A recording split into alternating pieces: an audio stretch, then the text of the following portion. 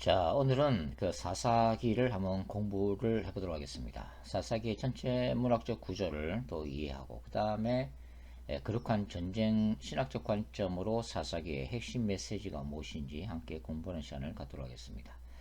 자, 사사들이란 어떤 존재죠?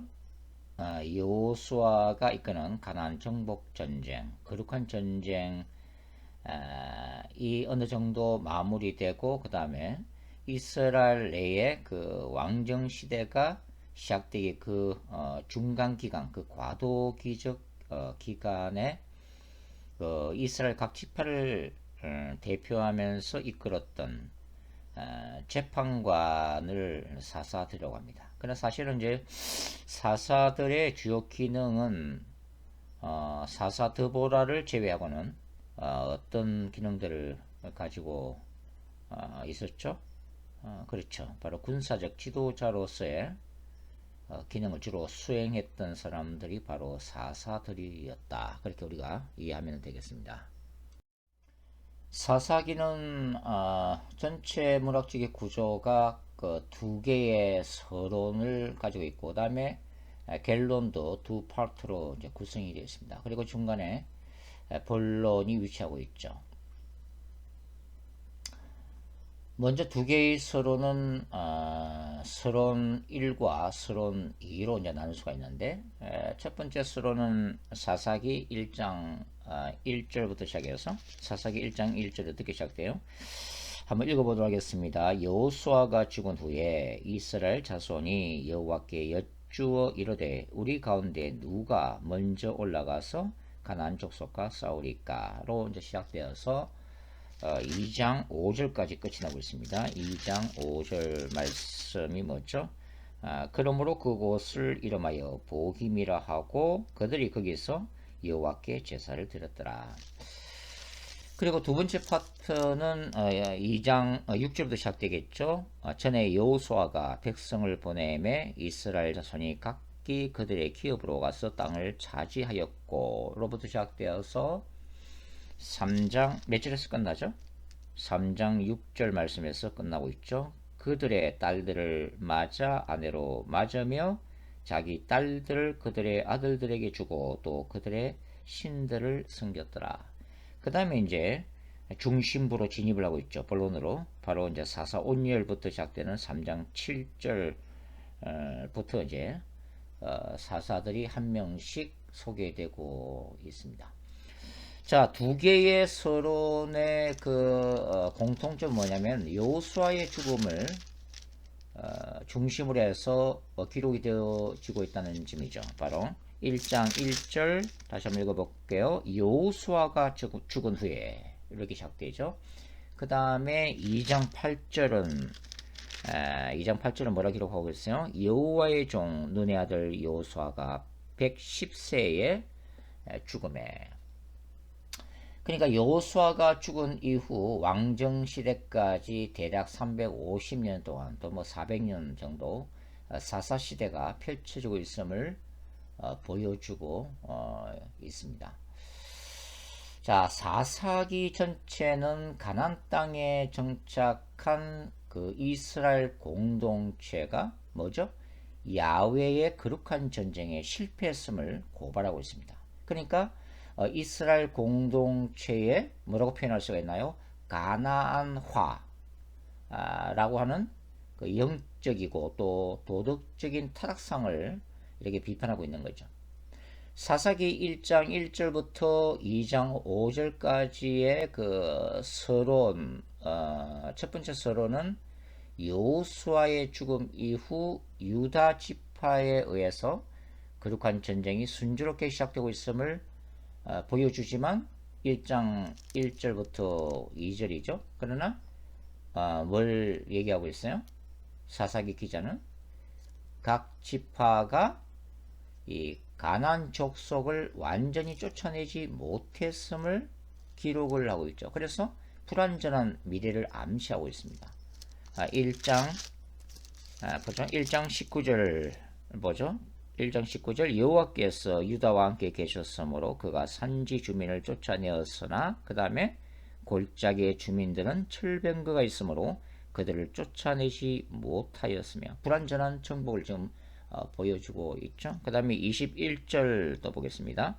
베냐민 자손은 예루살렘에 거주하는 여부수족들을 어떻게 했어요? 쫓아내지 못하였으므로 베냐민 지파가 그릇간 전쟁에 실패하고 있는 모습이죠. 그 다음에 또 27절 보겠습니다. 므낫세가 벳상과 그에 딸린 마을들의 주민과 다낙과 그에 딸린 마을들의 주민과 돌과 그에 딸린 마을들의 주민과 이블람과 그에 딸린 마을들의 주민과 머깃도와 그에 딸린 마을들의 주민들을 어떻게 쫓아내지 못하매 가나안 족속이 결심하고 그 땅에 거주하였더니 므낫세 지파의 거룩한 전쟁 실패죠. 그래서 가나안 족속이 결심을 하고 그 땅에 거주하였다. 완강하게 버티는 모습을 보여주고 있는 거죠. 그 다음에 29절에도 계속 읽어보죠. 28절 이스라엘이 강성한 후에야 가나안 족속에게 노역을 지켰고 다 쫓아내지 아니하였더라. 그게 사실 이제 다윗 왕국까지 가서 이제 가나안 족속들이 완전히 정복되는 모습을 보여주고 있다고 하는 거죠. 다 쫓아내지 아니하였더라. 여기는 이제 이스라엘 지파가 뭡니까?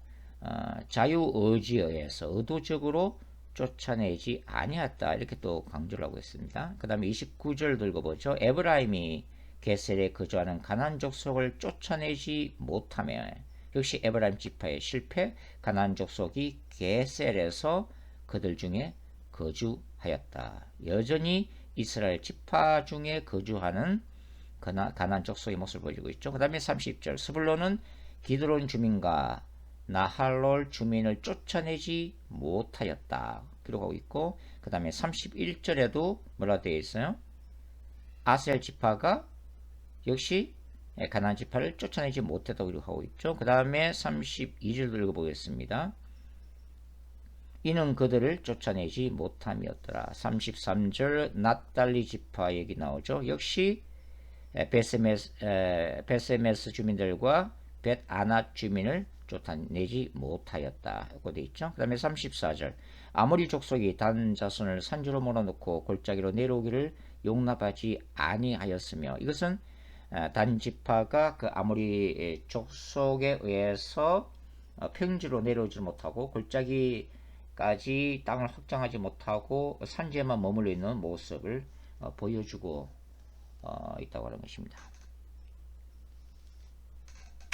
그러니까 이렇게 그 사사기의 그 전반부 서론은 가나안 족속을 쫓아내지 못하였다 이렇게 기록을 함으로써 야훼의 거룩한 전쟁을 뭡니까 실패했음을 보여주고 있는 거죠. 야훼의 거룩한 전쟁의 본질은 바로 헤렘 사상이죠. 완전히 진멸하는 것. 그러나 가나안 족속을 완전히 진멸하는 데 실패했음을 보여주고 있다고 하는 거죠.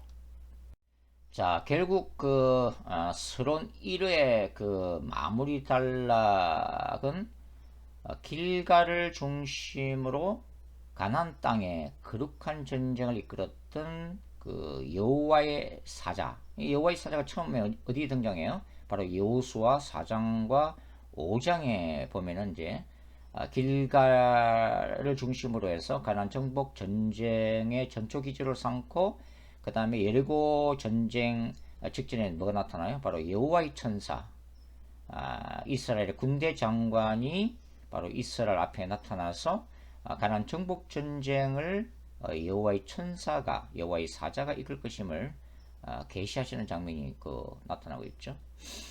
그런데 이런 그 여호와의 사자가 여기에 사사기 그 2장 1절부터 그 5절까지의 이렇게 그 서론 1의 마무리 부분에서 이제 나타나고 있는 거죠. 한번 읽어보겠습니다. 여호와의 사자가 길갈에서부터 보김으로 올라와 말하되 내가 너희를 애굽으로 올라오게 하여 내가 너희의 조상들에게 맹세한 땅으로 들어가게 하였으며 또 내가 이르기를 내가 너희와 함께하는 언약을 영원히 어기지 아니하리니 너희는 이 땅의 주민과 언약을 맺지 말고 그들의 재단들을 흘라 하였거늘 너희가 내 목소리를 듣지 아니하였으니 어찌하여 그리하였느냐. 그러므로 내가 또 말하기를 내가 그들을 너희 앞에서 쫓아내지 아니하리니 그들이 너희 옆구리에 가시가 될 것이며 그들의 신들이 너희에게 올무가 되리라 하노라. 여호와의 사자가 이스라엘 모든 자손에게 이 말씀을 이름에 백성이 소리를 높여 운지라. 그러므로 그곳을 이름하여 보김이라고 그들이 거기서 여호와께 제사를 드렸더라. 그러니까 이 모세의 설교인 신명기를 통해서 하나님이 이스라엘 백성들에게 경고했던 거룩한 전쟁 언약을 이스라엘이 파겠다고 지금 말씀하고 있는 거죠. 그래서 이스라엘 위해서 전쟁하시는 야훼 또한 어떻게 하시겠다고요? 거룩한 전쟁을 포기하실 것임을 말씀하고 있는 거죠. 그러니까 그 결과는 뭐예요? 진멸되지 못한 가나안 족속이 이스라엘에게 뭐가 되고 가시가 되고 그들의 신들이 이스라엘에게 뭐가 되고 올무가 될 것이라는 불길한 예고가 뒤따르고 있습니다. 이에 이스라엘 모든 자손이 통곡하고 있죠. 자, 여기에서 이 땅 이름인 보김, 이 보김이라는 이름이 생겨나는데 그 뜻은 weepers, 우는 자들이라는 그런 뜻이죠. 자, 서론 2는 두 번째 서론은 여호수아의 죽음을 기점으로 하나님의 존재와 그분이 행하신 놀라운 일들, 즉 야훼의 거룩한 전쟁을 통해서 나타난 기사와 표적들을 알지 못하는 불신 세대, 차세대가 출현함을 알림으로써 시작되고 있습니다. 2장 6절부터 10절까지인데요. 빨리 한번 읽어보죠. 사사기 2장 6절부터 10절 말씀입니다. 전에 여호수아가 백성을 보내매 이스라엘 자손이 각기 그들의 기업으로 가서 땅을 차지하였고 백성이 여호수아가 사는 날 동안과 여호수아 뒤에 생존한 장로들 곧 여호와께서 이스라엘 위하여 행하신 모든 큰 일을 본 자들이 사는 날 동안에 여호와를 섬겼더라. 여호와의 종 눈의 아들 여호수아가 110세의 죽음에 무리가 그의 기업에 경내 에브라임 산지 가스 산 북쪽 딥나 헤레스의 장사였고 10절 그 세대의 사람도 그 조상들에게로 돌아갔고 그 위에 일어난 다른 세대는 여호와를 알지 못하며 여호와께서 이스라엘 위하여 행하신 일도 알지 못하였더라. 자, 그러니까 이 지금 그 야훼를 알지 못하는 세대가 출현함으로써 이어지는 단락 2장 11절부터 23절까지는 뭐가 기록되어 있어요? 바로 사사기의 중심적인 메시지를 구성하는 악의 순환 패턴, 즉 이스라엘의 바알 아스드로 숭배로 인한 타락, 그 다음에 이스라엘 타락하면은 하나님 어떻게 하세요? 야훼께서 진노하심으로 인해서 이스라엘을 징계하죠. 그 다음에 어떤 일이 생겨요? 가나안 족속으로 인해서 이스라엘 고통당하게 되는 거고, 그 고통의 울부짖음에 하나님이 이스라엘 불쌍히 여기서 사사들을 통해서 구원하시죠. 그러나 사사들을 통해서 구원받은 다음 바로 평화로운 시대가 지속되면은 다시 이스라엘은 타락을 하게 되죠. 그럼 타락하게 되면 하나님은 징계하시고 그 다음에 또 회개하고 그럼 사사 보내서 구원하고 평화시대가 계속되면서 다시 타락하고 이런 패턴들, 이런 패턴을 보여주고 있다고 하는 거죠. 자, 거룩한 전쟁 신학적 관점으로 설명하면 이스라엘 각 지판에서 이 for Israel against the enemy, 이스라엘 위해서 대적과 전쟁하시는 하나님의 역사, 이건 이스라엘의 신적 왕으로서 하나님이 이스라엘을 구원해 주는 역사죠. 누굴 통해서요? 사사기에서는 사사들을 통해서 구원해 주는 역사가 펼쳐지지만 2장 16절 여호와께서 사사들을 세우사 노략자의 손에서 그들을 구원하게 하셨으나, 그러나 이런 구원 역사만 있을 뿐만 아니라 사사기에 기록되어 있는 대부분의 역사는 뭐예요? 바로 야훼의 거룩한 전쟁의 다른 모습, 즉 against Israel, 이스라엘을 대적하시는 하나님의 전쟁. 누구를 통해서? through enemies, 이스라엘이 진멸하지 못한 가나안 족속들을 통해서 이스라엘을 심판하고 징계하시는 그런 역사가 반복되고 있다는 걸 보여주고 있는 거죠. 2장 14절 읽어보겠습니다. 여호와께서 이스라엘에게 진노하사 노력하는 자의 손에 넘겨주고 누구누구를 누구의 손에 붙이다 넘겨주다. 거룩한 전쟁 신학의 전형적인 표현이죠. 그들이 노락을 당하게 하시며 또 주위에 있는 모든 대적의 손에 팔아 넘기시며 그들이 다시는 대적을 당하지 못하였으며. 자, 이런 패턴이 사사기가 보여주고 있는 거룩한 전쟁 신학적인 상황이라고 하는 것입니다. 그리고 이제 뒤따르는 본론 부호에서는 바로 다양한 출신의 사사들 12명의 사사가 수행하고 있는 그 야훼의 거룩한 전쟁 역사를 기록하고 있습니다. 그러니까 이 사사기 3장 7절부터 11절에는 바로 온니엘이 등장되고 있는데 바로 메소포타미아 왕 구산 리사다임을 대적하고 있죠. 그 다음에 3장 12절부터 30절에는 모압 왕 에글론을 대적하는 사사 에훗에 대해서 기록을 해놓고 있습니다. 그 다음에 3장 31절 한 줄에는 바로 이 사사 삼갈에 대해서 짤막하게 기록을 하고 있죠. 그래서 길게 기록하고 있는 사사들을 대사사, 또 짧게 기록하고 있는 사사들 우리가 소사사라고 이제 분류하기도 하죠.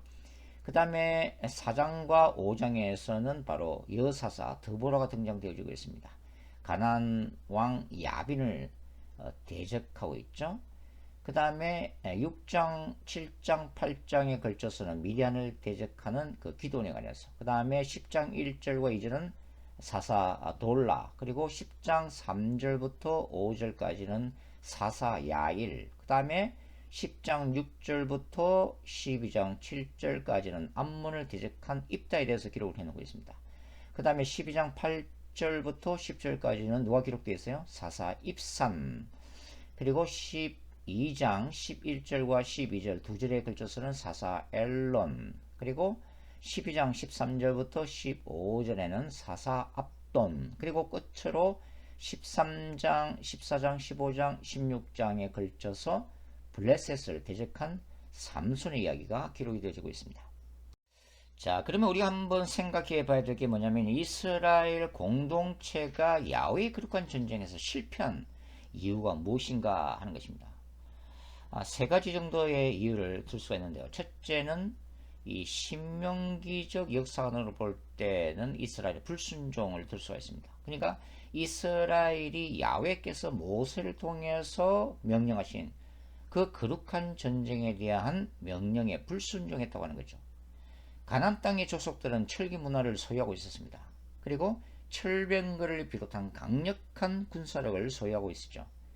여호수아 사후 이스라엘 공동체는 이 거룩한 전쟁 신학을 망각을 했는데, 그것은 뭐냐면 거룩한 전쟁이 이스라엘의 군사력이나 전략에 달려있지 않고 누구한테 달려있어요? 바로 하나님께 달려있다고 하는 사실.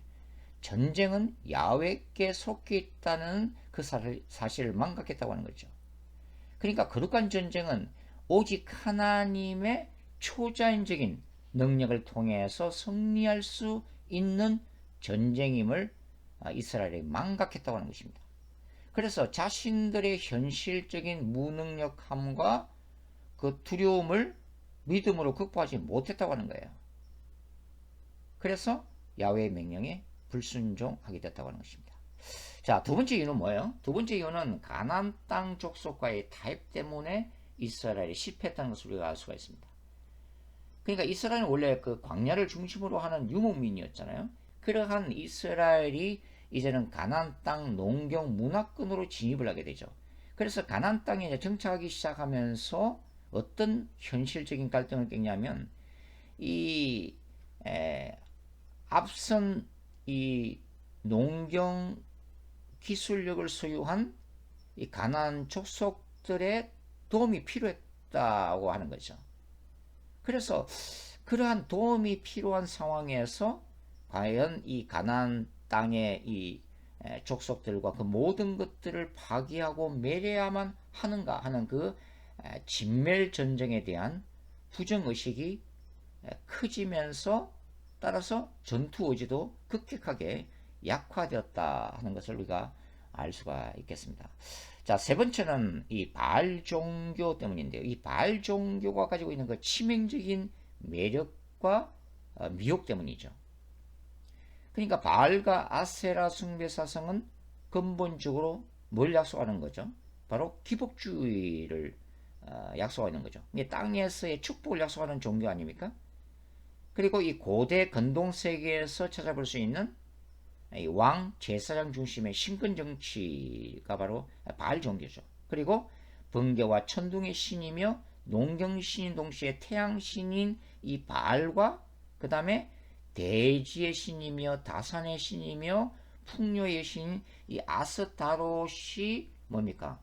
하늘과 땅에서 이렇게 만나서 섹스함으로 인해서 그 결과로 땅에 비가 내린다고 생각했고, 그 비가 내려야만이 농사가 잘 되고 풍요로운 수확을 보장받을 수 있기 때문에 이 당시 이 바알 신전에서 뭐가 행해졌어요?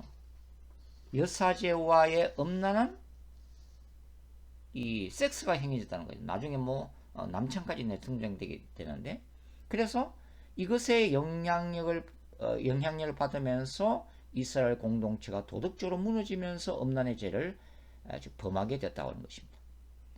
결국은 결과적으로 이 가나안 땅의 이스라엘은 전통적인 야훼 신앙을 추구하면서도 뭐예요? 동시에 현실적으로는 바알을 숭배하는 일종의 그 혼합 종교 행태를 견지하게 됐다고 하는 것입니다. 따라서 이 사사기의 기자는 한마디로 이스라엘 각 지파가 사탄의 나라를 대적하는 이 하나님 나라 중심의 거룩한 전쟁 신학을 망각하고 모세, 여호수아 그리고 칼렙을 통해서 전성된 이 야훼만이 유일한 창조주이며 신적 왕이라고 하는 이 거룩한 전쟁 신앙 자체를 어떻게 했다고요? 상실했다고 하는 것입니다. 상실했기 때문에 우상 숭배와 도덕적 타락이라고 하는 그 심각한 죄악에 빠지게 되었음을 비판하고 있는 것입니다. 자, 그 다음에 우리가 이제 사사기를 공부하면서 사사기의 그 또 다른 구조가 있죠. 그것은 사사기의 양괄식 구조라고 하는 것입니다. 그러니까 이 본론의 내용을 중간에 있는 12사사들을 중심으로 하는 거룩한 전쟁 이야기를 서론과 본론이 감싸고 있는 형태라고 하는 거죠. 이러한 구조는 12명의 사사들이 수행했던 거룩한 전쟁 역사가 당시 어떠한 시대적 상황 속에서 수행됐는가를 보여주는 구조라고 할 수가 있는 거죠. 이게 다른 말로 표현하면은 서론과 결론 부분은 사사시대의 심각한 타락 상황을 보여주고 있다고 하는 것입니다. 결론부는 두 부분으로 구성되어 있습니다. 즉 사사기의 후반부는 첫 번째 결론인 사사기 17장과 18장, 그 다음에 결론의 두 번째 파트인 19장부터 20장, 21장 이렇게 이제 두 부분으로 나눌 수가 있습니다. 자, 결론 부분에는 그때의 왕이 없었더라라는 구절이 네 군데 등장되어지고 있습니다. 17장 6절, 18장 1절, 19장 1절, 그리고 사사기의 마지막 구절인 21장 25절이죠. 자, 이 구절이 이 사무엘서에 등장하는 본격적인 왕정 시대를 예고하는 암시적인 구절로 보통 이해를 하고 있습니다. 그러나 저는 그렇게 생각하지 않습니다. 이 구절이 인간 왕을 의미하는 구절이 아니라 누구를 의미하고 있는 거예요? 이스라엘의 신적 왕이신 야훼를 지금 왕으로 암시하는 구절로 저는 이해를 하고 있습니다. 그러니까 사사기의 타락상은 사울이나 다윗 같은 왕이 없어서 그런 일이 일어난 게 아니라고 하는 거예요. 왕정 체제가 없었기 때문에 우상 숭배가 그 결과로 발생했다기보다는 근본적으로 이스라엘의 신적 왕이신 야훼를 경외하지 못하고 야훼를 망각했기 때문이라고 하는 것입니다. 왜냐하면 왕정 시대에도 우상 숭배 행위는 점점 계속되었다고 하는 거죠. 그래서 그러한 제약으로 말미암아서 어떤 일이 났어요? 북왕국 이스라엘과 남유다 왕국이 각각 아수르와 바벨론에서 멸망을 당하고 있다고 하는 것입니다. 자, 70인역의 순서를 따라서 배열된 이 개혁 성경 같은 이 순서를 보면은 사사기 뒤에 룻기가 나오죠. 그리고 룻기 뒤에 이제 사무엘 상하가 이제 이어지는데, 이 사사기와 룻기의 이 연속적인 구조를 보면은 신적 왕이신 하나님을 강조한다는 것이 입증이 됩니다. 사사기 이제 17장 보시면 17장 1절 읽어볼까요? 에브라임 산지에 미가라 이름하는 사람이 있더니, 그리고 7절과 8절도 읽어보겠습니다. 유다 가족에 속한 유다 베들레헴에 한 청년이 있었으니 그는 레위인으로서 거기서 거류하였더라. 그 사람이 거주할 곳을 찾고 가자 하여 그 성읍 유다 베들레헴을 떠나 가다가 에브라임 산지로 가서 미가의 집에 이름에, 여기는 뭐가 기록되어 있어요? 베들레헴을 떠나 에브라임 산지로 가서 미가의 개인집 제사장이 된 한 레위인에 대한 이야기가 기록되어 있죠. 그리고 두 번째 그 갤론 파트가 시작되는 19장 보시면 19장 1절과 2절 읽어보겠습니다. 이스라엘의 왕이 없을 그때에 에브라임 산지 구석에 거류하는 어떤 레위 사람이 유다 베들레헴에서 첩을 맞이하였더니 그 첩이 행음하고 남편을 떠나 유다 베들레헴 그의 아버지의 집에 돌아가서 거기서 넉 달 동안을 지내매. 3절 그의 남편이 그 여자에게 다정하게 말하고 그를 데려오고자 하여 하인 한 사람과 나귀 두 사람을 데리고 그에게로 가매 여자가 그를 인도하여 아버지의 집에 들어가니 그 여자의 아버지가 그를 보고 기뻐하니라. 여기는 또 어떤 이야기가 기록되어 있어요? 에브라임 산지를 떠나서 자기 첩을 다시 데려오기 위해서 베들레헴으로 떠났다가 이제 그 심각한 사건을 만나게 되는 레위인에 대한 이야기가 기록이 되어지고 있습니다. 여기서 이 베들레헴이라고 하는 지명을 우리가 주목할 필요가 있죠. 이 베들레헴이라고 하는 지명은 이 사사기 뒤에 이어지는 룻기의 배경이 되고 있다는 것 우리가 이제 기억할 필요가 있다고 하는 거죠.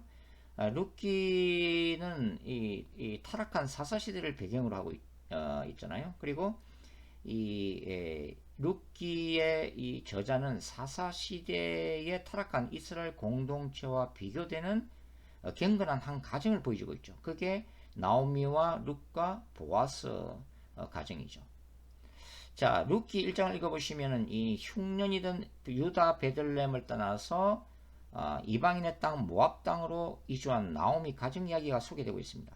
나오미 남편 이름이 뭐죠? 엘리멜렉입니다. 그 이름의 의미가 뭐죠?